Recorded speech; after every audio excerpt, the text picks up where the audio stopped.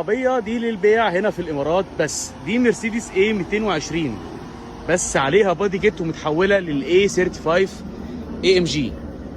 بصوا كده العربية دي موديل 2019. العربية دي وارد أمريكا. تعالوا كده نبص على الشنطة بتاعت العربية.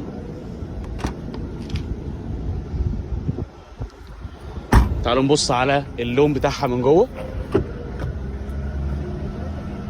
العربية الله أكبر عليها، حالة فعلا حالة نظيفة.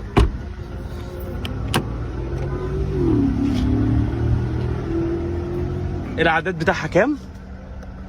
العداد بتاعها 56,000. طيب العربية دي مطلوب فيها كام؟ العربية دي مطلوب فيها 115,000 درهم مقابل للتفاوض. لو مهتم بالعربية دي اتصل بالرقم اللي موجود على الفيديو. ولو عندك عربية عايز تعرضها للبيع سواء في مصر أو في الإمارات